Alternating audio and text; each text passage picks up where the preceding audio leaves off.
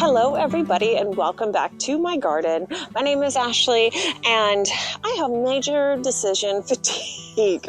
It has set in pretty heavily. So I thought this is a good time to take a break from all of the transplanting that I've been doing in the front border and planting of shrubs, and just step back and kind of evaluate, see what I've got, see what I've kind of started to create. And I thought we'd make a video, and I would love all of your input. If you have ideas or suggestions, that may help me with my decision fatigue.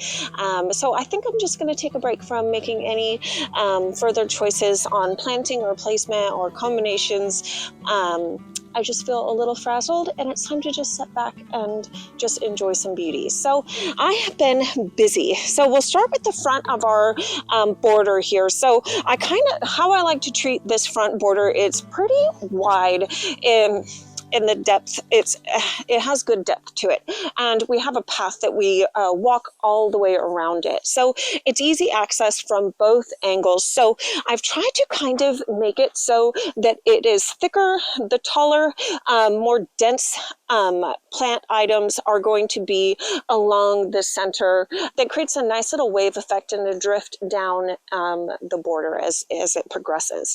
So right over here, let's just start with something fun and cool. So this is actually, these have been, over the last few weeks, I've noticed these things coming up. This is just some pincushion scabiosa, but all amongst it and growing around it are Chinese cineblossoms seedlings that I had here earlier in the spring, and they did live their course, and I pulled them out, and just what excellent little reseeders they are. Look at how many I have. I'm not going to leave them here, but come this spring, I'm going to be moving them around and putting them where I want to, but I'm so happy to see them here. So I have a pincushion scabiosa flowers right here, and all around whirling butterfly gara.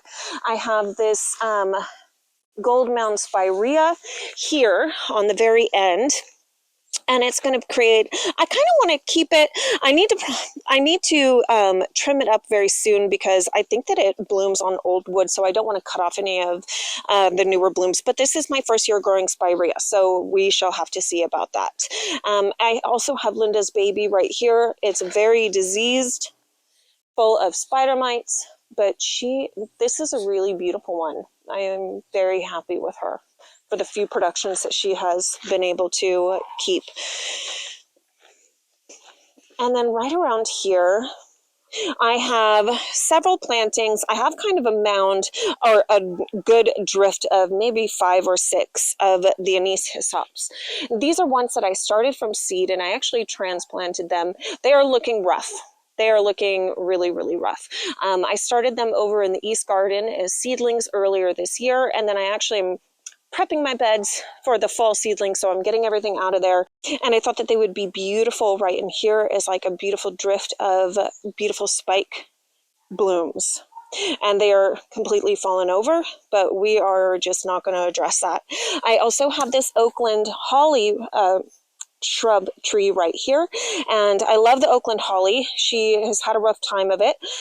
She was being very shaded by the rose trees that we had here and just beyond this pittosporum beach ball right there, and she wasn't getting enough sunlight, and so I think she really took a beating, and she had sweet peas growing all over her. But now that the rose shrubs are actually transplanted to the East Garden, I think that she's going to really make a bounce back and do really well.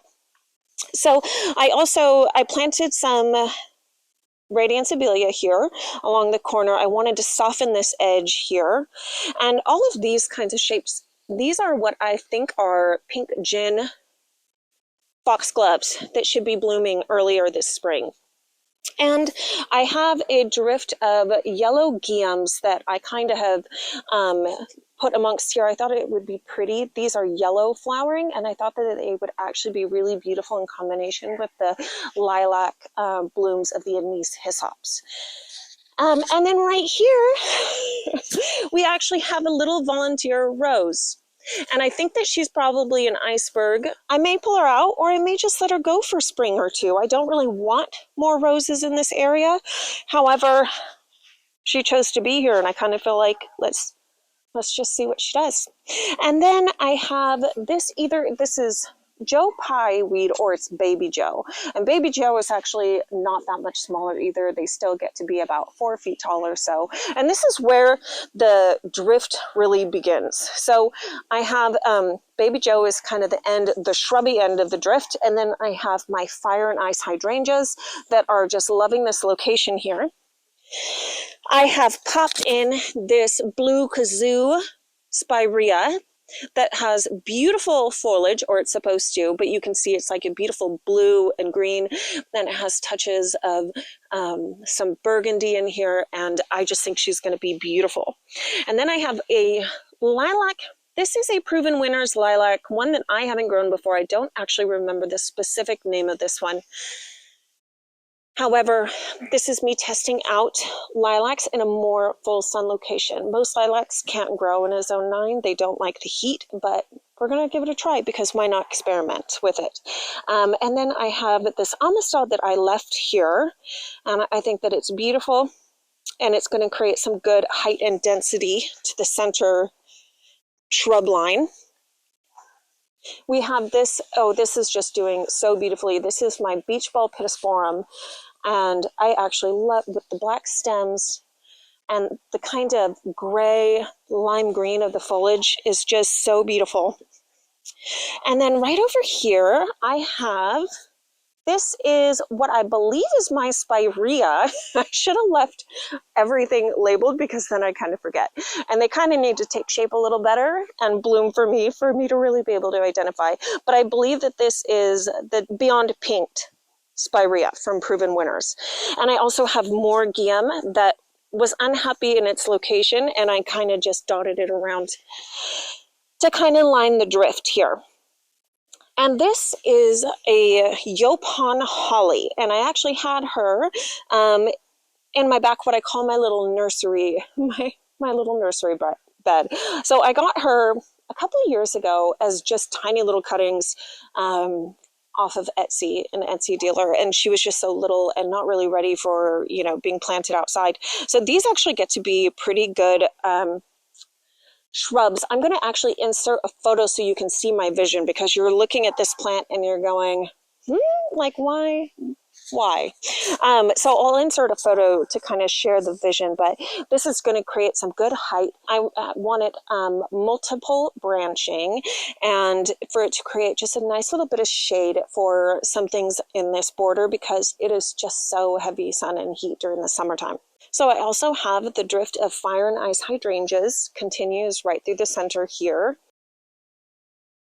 I also planted this Miss Violet butterfly bush, and I chose her because, first of all, I like the color of the blooms. I love the purple, but also she doesn't get too crazy big and tall. At least I'm hoping that she won't. She's supposed to stay more dense than my other ones have, and she's supposed to only get to be about 4 to 5 feet tall and wide. And also they take great to cutting, so I'm sure that I can size control her and come in and just, you know, keep her where I want her to be. I also have this, these two, which I love. This is my first year growing Leonarda, and she was actually here, and this one was on the other side of the garden on the border. I do not know what this one is. This is interesting. All right, let's keep it, see what they do. But this is Linaria, and she just gets like the tiniest, most delicate pink little blooms that on these kind of wiry, like unique stems.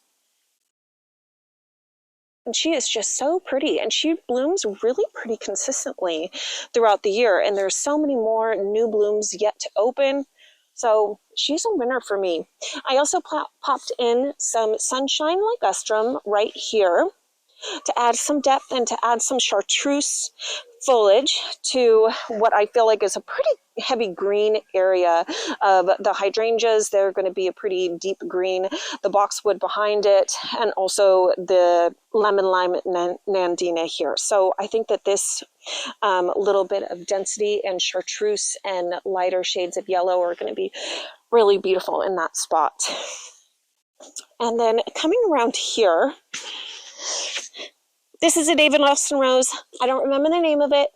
As soon as I finish filming, it's going to come to me, so I'm just going to insert the name underneath here in the video. And then, as you can see, if you can look down at all these little clumps of grass, I have them growing in a thick drift all together. However, this is a Carthusian pink, and I started this from seed as well. It's a perennial, and as you can see, if you can look in here, these are all Carthusian pinks here, and they're lining the shrub drift. So I'm hoping that they are going to send out just random, beautiful little pink fall blooms that I think is just going to be really pretty and bring it all together and add a nice airy quality to it. So let's continue down here. Right here, I have this, I want to say it's Beyond Blue. It's a chartreuse. I'll put the name on it. It's one with more chartreuse green leaves and blue lilac blooms. Names are hard when it comes to filming. Okay, and then I also put another Sunshine Ligustrum here, and this is kind of where we get to the end of the drift. We have our David Austin Rose, this Spirea, and then it kind of goes into the perennial area. And right here, I have these Verbascum. And this is a perfect example of something else that I kind of fixed and corrected. So these are Southern Charm Verbascums. They are so pretty. They really add good height of strong spikes that these things don't need any help or any supports. And I just appreciate things that stand tall and straight on their own. I also have another Yaupon holly here that's smaller, and I think that it is going to give some good height and some good dappled shade to this area. So I added some more Southern Charm Verbascums into this kind of area, right amongst the, so those Southern Charms, these plants were actually, there's one here and one here, and there is another one, I believe, right on the other side there. But as you can see, they did not do, they're still alive, but they did not bloom, and they did not do nearly as well in the woodland garden than they are up here in our full sun border.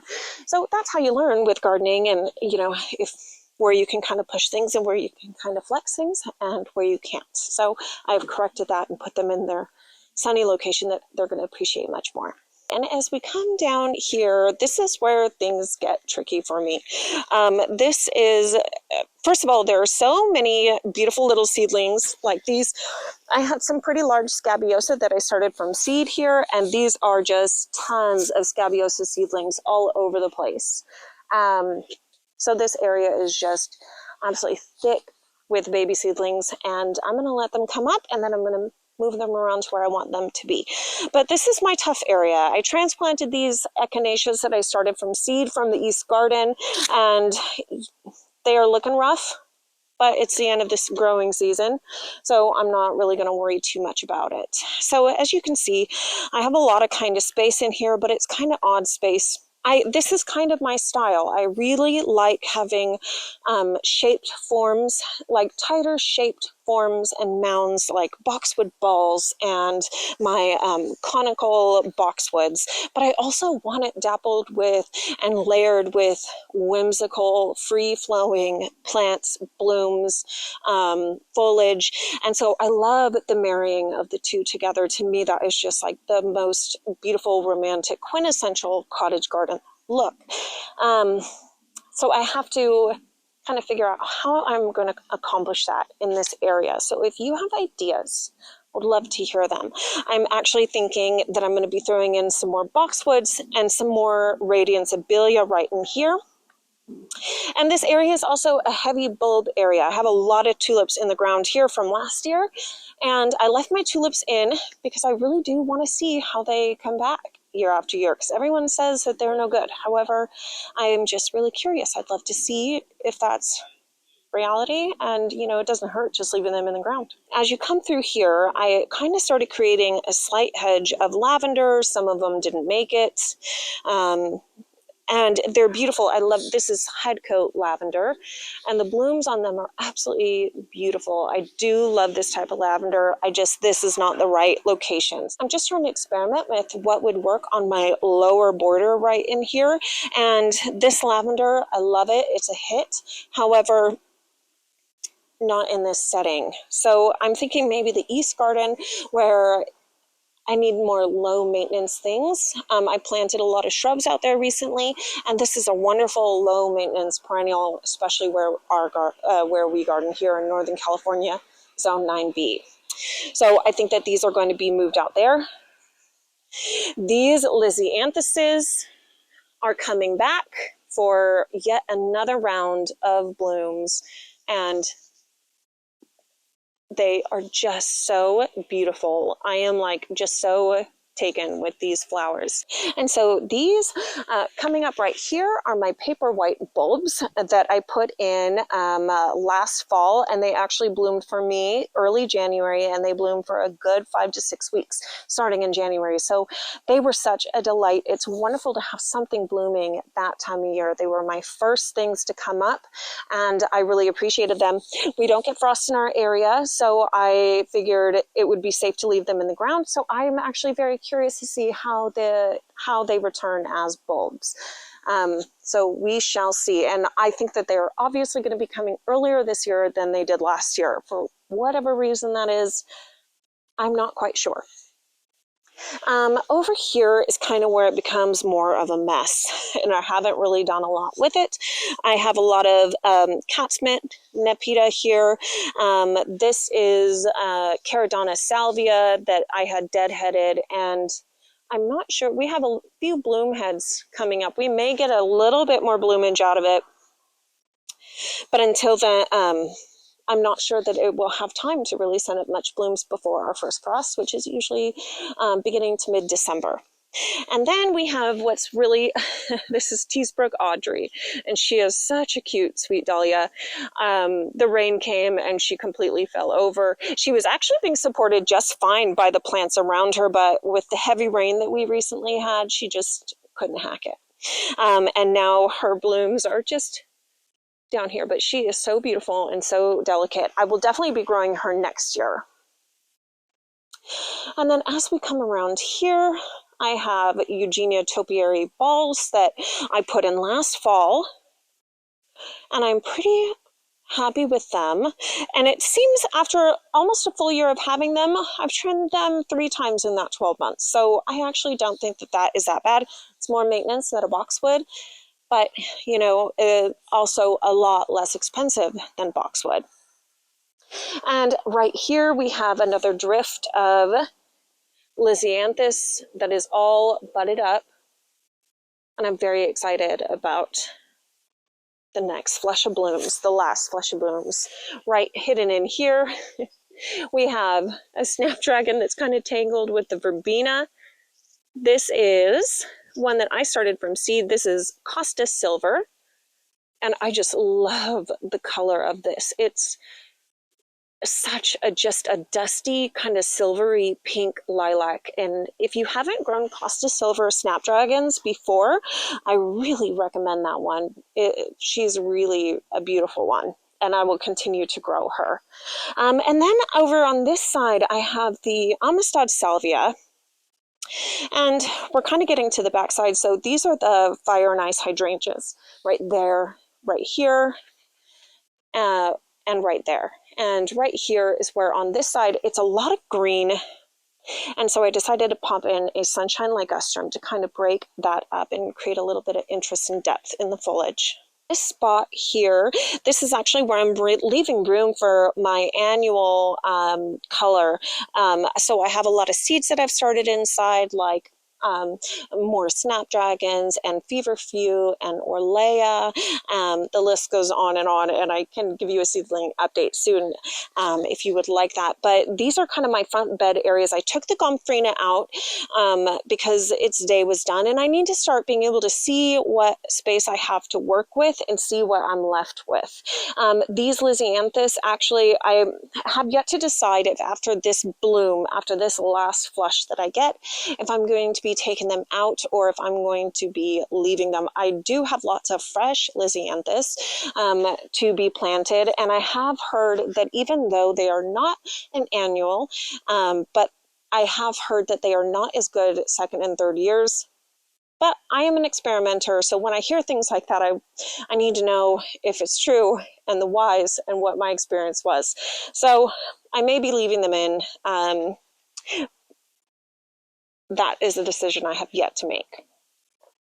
And lastly, we have this elderberry here that needs to be limbed up, but this says, I'm not kidding, earlier this season, I believe this spring, it was literally maybe to my knees, and it has really come into its own this year. And so hopefully it'll put on some beautiful berries and the birds will really enjoy this one. And that brings me to the big ugly. So this is just a little glimpse into the project, that the next project that we are going to be taking on, which is expanding this side of our border. And we are going to be planting more privacy, a blend of different privacy plants. I want to play with different textures, and I want to have different layers in here, and also create basically like a privacy screen for them and for us. I think that that would be wonderful. So that's it for today. As you can see, I have a lot of decisions left to make and problems to kind of solve in more difficult planting areas. And I have more shrubs and boxwoods to be popping in, but I just wanted to let you guys know what I managed to do so far with this. And let me know your thoughts, opinions.